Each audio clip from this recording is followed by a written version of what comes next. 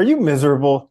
Do you just hate people who are happy? Would you like to be happy? Well, you're in luck because today's episode, we're going to talk about how to be happy now. This is the Existential Stoic podcast. I'm Randy. That's Danny. What's going on, Danny? What's up, Randy? Isn't it interesting how when you're miserable, you just like hate people who are happy and you just want to like take their face and just like shove it into the concrete or something like that?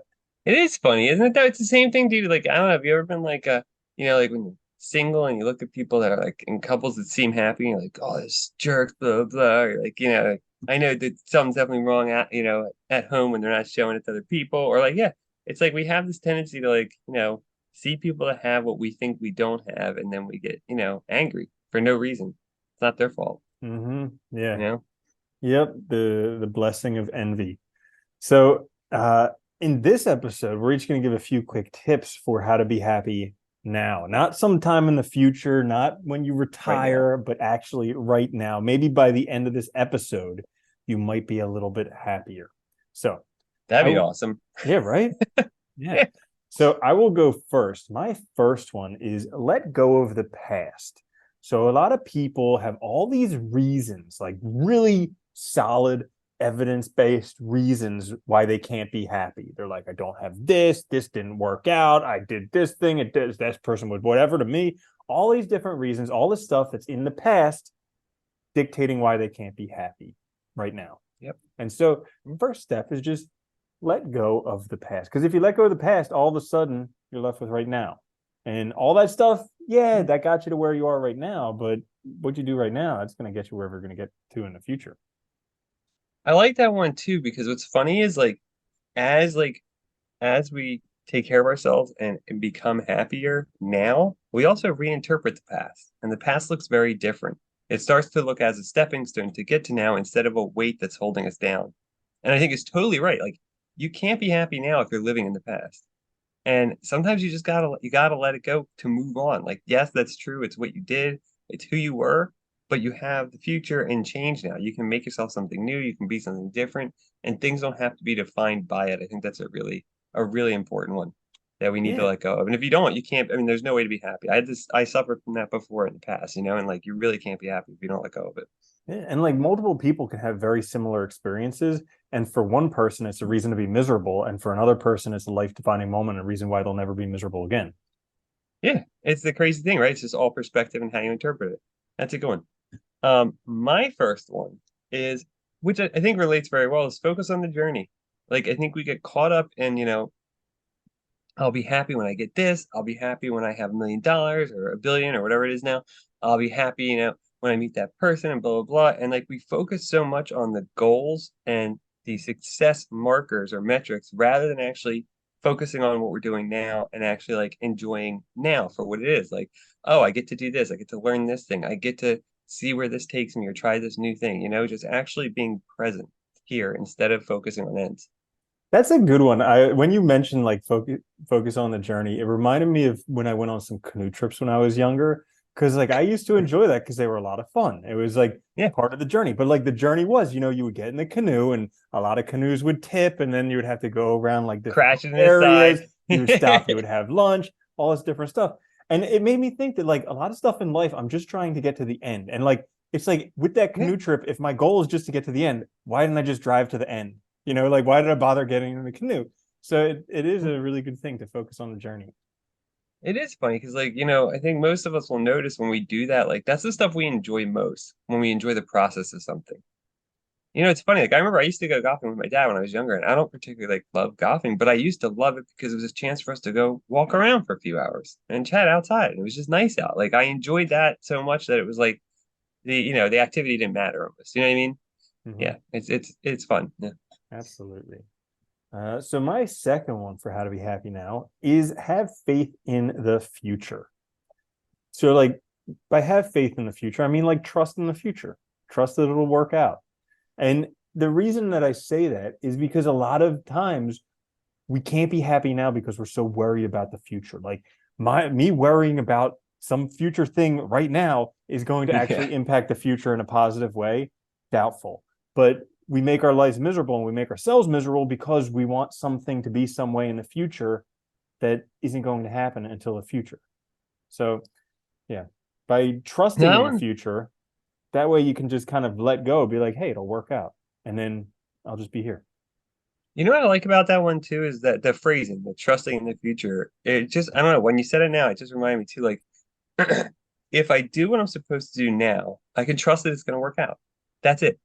I don't need to worry about it, stress about it.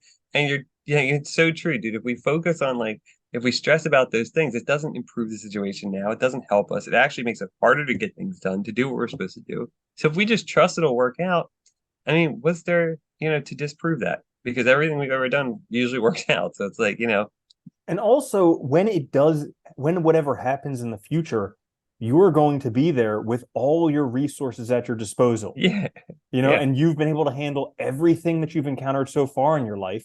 So you'll be able to handle that too. Isn't that funny? It's like the thing we always do is like we imagine these things and we imagine ourselves in a situation where we don't have any of the stuff we've learned. Like you know what I mean? It's so weird. Like I remember feeling that way when I was like, I gotta find a new career and start over. But I spent all this time doing this and it's gonna be starting over. And it's like, but you're not starting over. You've lived, you've been alive for this long. So you have all these skills and abilities, it's like it's funny. Yeah. Hmm. Very weird. That's a good one though. My second one is stop looking outside and make self-comparisons. And this is like one of the most helpful things for improving your mental health and happiness now, which is stop looking at other people and evaluating yourself based on that because there's always people better than you. There's always people that are more experienced. And if you're trying to do something, there's always going to be people that are doing it better. But you don't know the whole story. So look at your own life. Look at like, have I advanced in the last 6 months, the last year? Where was I 5 years ago? Is now a better place than I was then? And it's much easier to see your progress, to see that you're doing well when you make actual comparisons that are justifiable and matter, namely against your own life. You Yeah, know? absolutely. Because when you compare with other people, generally you're only comparing one aspect of that person. You're not saying like, Yeah. oh, I want to have their body and their relationships and their mental capacity and their celiac disease and all this other stuff that they have. Yeah. It's like you're like, I want that person's six pack and I want that person's wealth and I want that person's Instagram photos. And it's just like Yeah. totally unrealistic. Yeah. You need to look at the whole person, and the only way you can do that is by looking at yourself, right? And I think that's the easiest way. Yeah.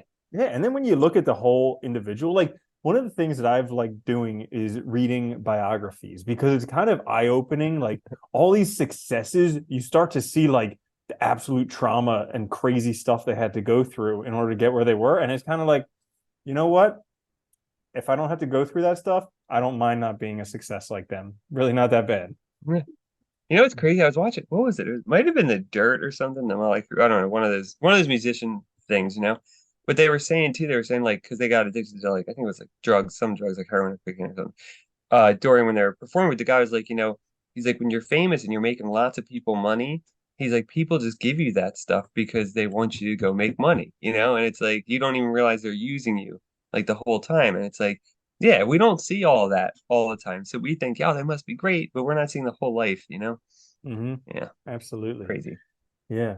And talking, okay, so this is a little bit of an aside, but That's okay. talking Let's about, digress. so like last week we did an episode on money and like how everybody thinks that like success and happiness in life comes down to how much money you make. Well, I just read this book called Die with Zero that actually it's completely inefficient to die with any money left on the table. And so like all these people, these freaking giant dinosaurs of wealth, like Bill Gates and Elon Musk, Yeah. even though we think they're insanely successful because of all the money they've accumulated, from an engineering efficiency standpoint, they're the least efficient individuals on the planet. Like the Because biggest they're just collecting. losers on the planet. Yeah. Yeah. Because they're just collecting crap and not using it. Like, Yeah. it's funny, like you can't take that crap with you when you die. So having 300 billion and like, don't get me wrong, I get if your kids or whatever wanting to leave a little bit behind for them, whatever, that's fine. But like, So that you can have they have, entitled little millionaire yeah, brats. yeah, right. Yeah, No, right. I don't mean billions. I mean like any normal person leaving something. But Yeah. like, yeah, having hundreds of billions of dollars just left over, it's like it doesn't do anything for anybody. You can't take it with you, and you're not using it. They're so focused on having the most, they're not even living their lives. Mm-hmm. I mean, it's crazy. Yeah. It Yeah, was a very interesting book. Yeah. and that's cool So to check that out. yeah. So my last one for how to be happy now is love what you have now.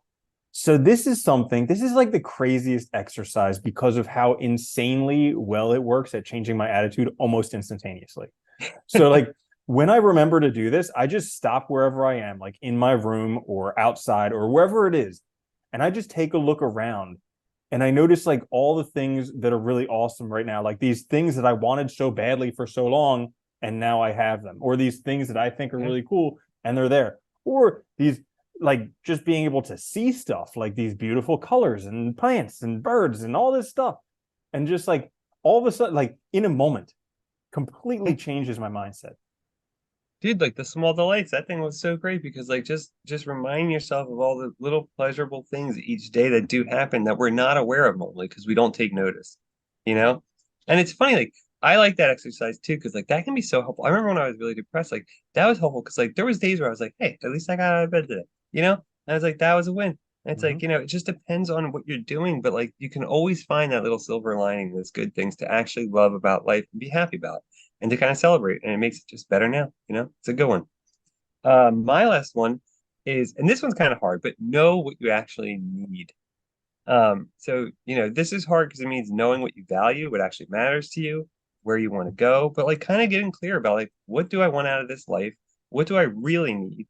And can I start focusing on that instead of because I think a lot of us too, we get so caught up in like, I need to get this thing and that thing and that thing. I want to do this, this, this, but we don't really do anything. And we end up getting all this stuff that we don't use, and it's depressing. And it's better to focus and actually have stuff we use that we need and to kind of know what we actually value to align our lives right with ourselves. Yeah, that's a great one because it's probably a lot simpler than a lot of us think. Like we think we have Probably. to get Yeah. all these ducks in a row in order to do it, but generally it's just a few things and doing those few things, and that's probably it. Yeah. Yeah. Yeah. So there you have it in a nutshell. Hope you're happier already. How to be happy now. So simple. You should be. Why aren't you happy already? Jeez, what's wrong with you? Come on, man. Be happy. Yeah. Don't worry, be happy. Is that do we have to pay royalties because I just said that? I don't think so. I think we're okay. All right. Well, anyways, uh if you enjoyed the episode, go ahead, give us a like on Apple Podcasts. Helps out so much.